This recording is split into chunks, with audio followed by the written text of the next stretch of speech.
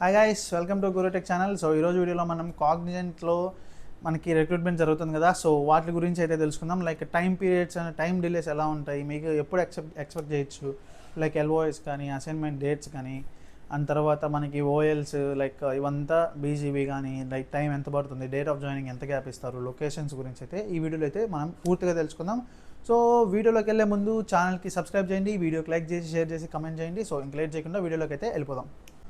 నేనైతే మీకు 2 సినారియోస్ అయితే చెప్తాను. ఒకటి వచ్చేసి మా ఫ్రెండ్ది, ఇంకోటి వచ్చేసి నాది. సో ఫస్ట్ది మా ఫ్రెండ్కి వచ్చేస్తే అతను ఏప్రిల్ అప్పుడు అప్లై చేశాడు. ఏప్రిల్ అప్లై చేసేసరికి ఏప్రిల్ మేలో అట్లా అసైన్మెంట్స్ రాశాడు. జూన్కి ఇంటర్వ్యూ అయింది. సో జూన్కి అయితే ఇంటర్వ్యూ అయిపోయింది. ఎల్ఓఏ వచ్చేసరికి నవంబర్ 11th అయితే వచ్చింది. మీరు గమనించచ్చు, July, August, September, October, November 5 months పట్టింది. సో 5 months తర్వాత ఎల్ఓఏ అనేది వచ్చింది. అండ్ ఆ 5 months నవంబర్లో ఎల్ఓఏ వచ్చిన తర్వాత డిసెంబర్ 11th, కరెక్ట్గా 1 month, నవంబర్ 11th ఎల్ఓఏ వచ్చింది, డిసెంబర్ 11th ఆఫర్ లెటర్ అయితే వచ్చింది. సో 1 month అయితే తీసుకొని మనకి ఆఫర్ లెటర్ అయితే వచ్చింది. సో నేను ఆ వీడియో కూడా నేను చేశాను. సో లాస్ట్ వీడియోస్లో ఉంటుంది, మీకు అది చూస్తే. So December 11th offer letter వచ్చింది. జాయినింగ్ డేట్ డిసెంబర్ 20th అలా జాయినింగ్ డేట్ అవంతా వచ్చేసాయి, లైక్ లొకేషన్తో పాటు. సో అది మా ఫ్రెండ్ క్వశ్చన్. లైక్ ఎల్ఓఏ వాళ్ళ ఇంటర్వ్యూ నుంచి ఇక్కడికి 5 months పట్టింది. 5 months నుంచి ఆఫర్ లెటర్కి తర్వాత ఎల్ఓఏ వచ్చిన తర్వాత ఆఫర్ లెటర్కి 1 month, ఆఫర్ లెటర్ తర్వాత వితిన్ 10 daysలో జాయినింగ్ డేట్ అంతా వచ్చేసి. సో అది ఒక సినారియో. నా సినారియోకి వచ్చేసరికి నేను జూలైలో అప్లై చేశాను. సో జూలైలో అప్లై చేసి నేను అప్పుడు లైక్ నవంబర్లో నాకు అసైన్మెంట్స్ వచ్చాయి. సో మా ఫ్రెండ్కి ఎల్ఓఏ వచ్చిన డేట్, నాకు అసైన్మెంట్స్ అనేవి రిలీజ్ అయ్యాయి, మెయిల్ వచ్చింది. సో ఎల్ఓఏ వచ్చిన తర్వాత మెయిల్ వచ్చింది. మెయిల్ వచ్చినప్పుడు ఆ అసైన్మెంట్స్లో ఏమైంది, లైక్ 14th, 15th నేను అసైన్మెంట్స్ అయితే రాశాను. అసైన్మెంట్స్ రాసిన తర్వాత వితిన్ ఒక 1 week కూడా కాదు, ఒక 5 daysలోనే నాకు మళ్ళీ మెయిల్ వచ్చింది. సో నువ్వు ఇట్లా నవంబర్ 26th ఇంటర్వ్యూ అటెండ్ అవ్వాలనేసి. నవంబర్ 26th నేను ఇంటర్వ్యూ అటెండ్ అయిపోయాను. సో ఇంటర్వ్యూ అటెండ్ అయిపోయిన తర్వాత వితిన్ 10 days నాకు ఎల్ఓఏ అనేది 10 days 14 days పట్టింది. నవంబర్ 26th అటెండ్ అయితే డిసెంబర్ 11th నాకు ఎల్ఓఏ వచ్చింది. సో అతనికి ఎప్పుడైతే ఆఫర్ లెటర్ వచ్చింది, నాకు అప్పుడు ఎల్ఓఏ వచ్చింది. సో ఎల్ఓఏ వచ్చిన తర్వాత నేను కూడా 1 month పడుతుందిలే అదేది అనుకున్నా. ఒక షాకింగ్ ఫ్యాక్టర్ ఏమంటే నాకు 10 daysలోనే ఆఫర్ లెటర్ అయితే వచ్చేసింది. Like December 11th LOA, December 20 నాకు ఆఫర్ లెటర్ అయితే వచ్చేసింది. సో ఆఫర్ లెటర్ వచ్చింది. డిసెంబర్ 25కి బీజీబీ అంతా కంప్లీట్ అయిపోయేసి date of joining December 26th వచ్చింది. సో కరెక్ట్గా క్రిస్మస్ తర్వాత రోజు నాకైతే అది వచ్చింది. సో డేట్ ఆఫ్ జాయినింగ్ వచ్చింది. సో Jan 22nd నాకు డేట్ ఆఫ్ జాయినింగ్ అయితే రిలీజ్ చేశారు. సో ఇలా టైం పీరియడ్స్ అనేవి మీరు చూడొచ్చు. సో ఆ సజెషన్ నేను గమనించింది లాస్ట్ 2 years, లైక్ 2024, 2025లో గమనించింది ఏమంటే, ఇయర్ స్టార్టింగ్లో అప్లై చేసిన వాళ్ళకి, like half of the year ముందు ఫస్ట్ హాఫ్లో అప్లై చేసిన వాళ్ళకి మోస్ట్ ప్రాబబ్లీ లేట్ అయ్యే ఛాన్సెస్ చాలా ఎక్కువ ఉన్నాయి. సో లైక్ 70% అలా ఎక్కువే ఉన్నాయి. So year ending like second హాఫ్లో అప్లై చేస్తుంటారు కదా, లైక్ జూలైలో కానీ ఆగస్ట్లో కానీ, వాళ్ళకి కొద్దిగా భిన్న అయిపోతాయి. అండ్ ఇంకొకటి ఏమంటే, క్లస్టర్ వైజ్ చూసుకుంటే జావా క్లస్టర్ వాళ్ళకి ఫస్ట్ అయితే ఆఫర్ లెటర్స్ అనేవి రిలీజ్ చేస్తారు. ఆఫర్ లెటర్స్ కానీ, ఓఎల్స్ కానీ, ఎల్ఓఎస్ కానీ అవంతా. సో మీరైతే అది గమనించు. కొంతమందికి పైథాన్ వాళ్ళకి ఎల్ఓఎస్ వచ్చినా కానీ ఆఫర్ లెటర్స్ ఇంకా వచ్చిండవు. సో అదైతే లేట్ అవుతుంది. సో కొంతమందికి లైక్ సిఏఎస్ ఉంటుంది. సో సిఏఎస్ రోల్స్లో ఇస్తున్నారు, కొంతమందికి వచ్చేసి నార్మల్ ప్యాట్ రోల్స్ ఇస్తున్నారు. సో ఇలా మీరు డిఫరెన్షియేట్ చేసుకోవచ్చు. నాకు తెలిసినంత వరకు అయితే మీరు టైం పీరియడ్ అనేది చాలా పడుతుంది. ఎందుకంటే కాగ్నిజెంట్ లైక్ 30 members 40 members అని కాదు కదా తీసుకునేది. సో బల్క్గా తీసుకుంటుంది. సో నేను వచ్చినప్పుడు నా తర్వాత ఇప్పుడు నేను Jan 22nd జాయిన్ అయ్యా. Jan 26th కూడా జాయిన్ అయిన వాళ్ళు కూడా ఉన్నారు. అలా డైలీ బేసిస్ ఒక హైదరాబాద్ లొకేషన్లోనే. సో చాలా మందిని హైర్ చేసుకుంటుంది కాబట్టి సో టైం డిలే అయితే చాలా ఉంటుంది. సో మీరు ఓపిక ఖచ్చితంగా పడాల్సిందే. టైం పీరియడ్ అయితే ఇలా ఉంటుంది. సో నేను ఫర్ ఎగ్జాంపుల్ నేను గమనించిన ప్రతి ఒక్క టైం పీరియడ్స్ చెప్తాను ఇక్కడ. సో ఫస్ట్ అప్లై చేసినకి అసైన్మెంట్కి, సో అప్లై చేసిన దానికి అసైన్మెంట్స్ చేసిన దానికి మినిమం 4 months పడుతుంది. సో అదైతే చెప్పలేము మనం. మినిమం 4 months to 6 months పట్టచ్చు. మీ అదృష్టం ఉంటే లైక్ కాగ్నిజెంట్ అప్పుడే ఫ్రెష్ హైరింగ్ స్టార్ట్ చేస్తుంటే మాత్రం మినిమం 20 daysలో అయితే అయిపోతుంది. సో అప్లై చేసి లైక్ ఆ ఓపెన్ అయ్యే డేట్ నుంచి లాస్ట్ డేట్స్లో అప్లై చేసుకుంటే ఖచ్చితంగా లేట్ అయితే అవుతుంది. స్టార్టింగ్ డేట్స్లో అప్లై చేసుకుంటే కొద్దిగా భిన్న అయితే అవంతా వచ్చేస్తాయి. సో అసైన్మెంట్స్ అయిపోయిన తర్వాత ఇంటర్వ్యూస్. సో అసైన్మెంట్ అయిపోయిన తర్వాత ఇన్ కేస్ మీరు కానీ ఇంటర్వ్యూకి సెలెక్ట్ అయితే వితిన్ 15 days మీకు ఇంటర్వ్యూ కాల్ అనేది వచ్చేస్తుంది. అది మాత్రం ఖచ్చితంగా నిజము. ఎందుకంటే ఆఫ్టర్ 15 days మిమ్మల్ని ఇంటర్వ్యూకి అయితే పిలవరు. సో అసైన్మెంట్స్ బాగా రాలేదని మీరు అనుకోవచ్చు. నెక్స్ట్ తర్వాత ఇంటర్వ్యూ అయిపోయిన తర్వాత LOS. So LOS maximum 6 months పడుతుంది. So minimum 20 days, like 10 to 20 days 15 days అలా పట్టచ్చు.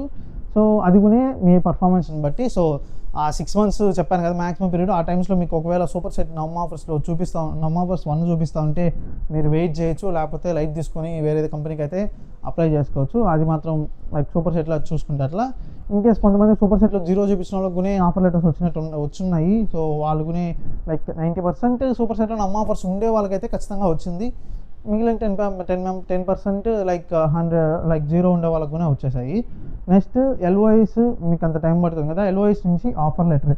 సో ఇది మేజర్ టైం డిలే అయితే.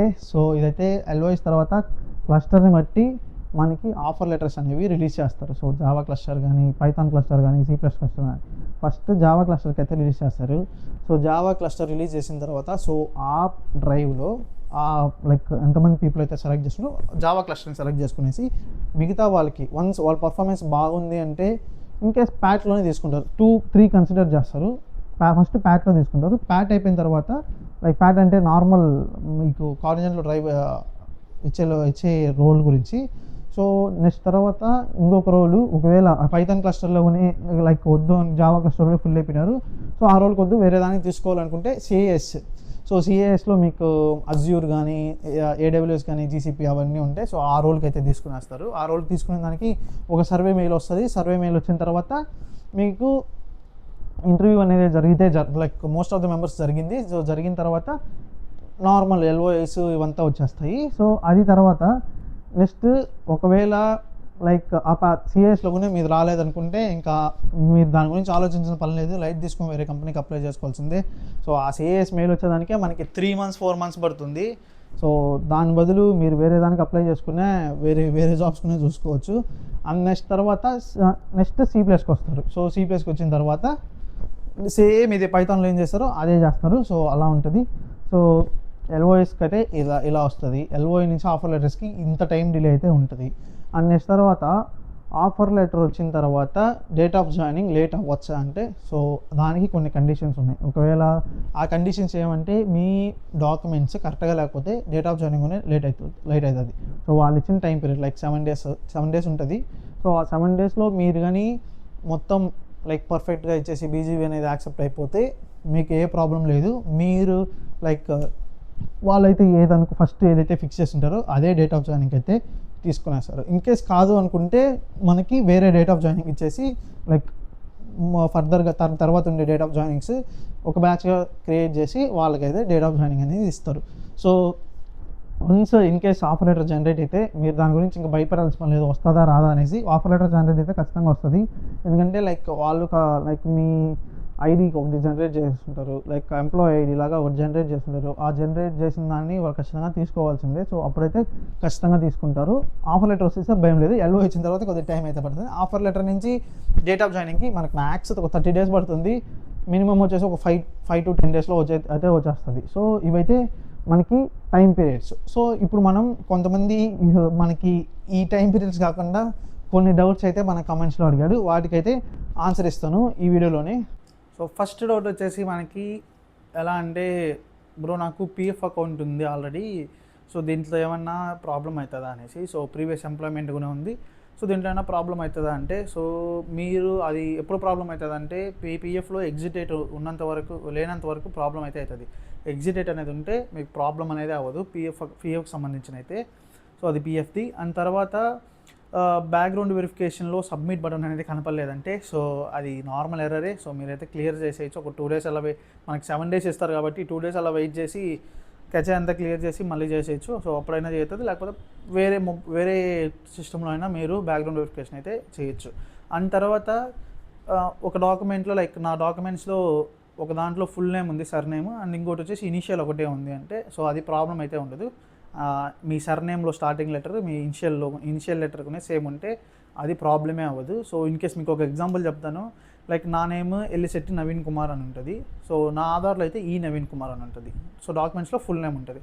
సో ఫుల్ నేమ్ ఉన్నప్పుడు ఏమవుతుందంటే ఇక్కడ కాగ్నిజెంట్ నేమింగ్ కన్వెన్షన్ ఏమవుతుందంటే సో ఇనిషియల్లో అండ్ సర్నేమ్లో స్టార్టింగ్ లెటర్ సేమ్ ఉండాలి. సో ఓకేనా, లెటర్ సేమ్ ఉండాలి, మిగతాదంతా ఎట్లున్నా పర్లేదు. ఓకేనా. నెక్స్ట్ తర్వాత ఫస్ట్ నేమ్ సెకండ్ నేమ్లో కూడా స్టార్టింగ్ లెటర్ సేమ్ ఉన్నా చాలు, మిగతాదంతా అవసరం లేదు. అండ్ తర్వాత ఇంకోటి అడిగింది ఏమంటే సో లైక్ 2025లో జూలైలో నాకు ఎల్ఓఐ అనేది వచ్చింది, సో దాని తర్వాత రాలేదు అనేసి అప్డేట్ అయితే ఒకరు చెప్పారు. సో అదైతే ఇంక రాదు.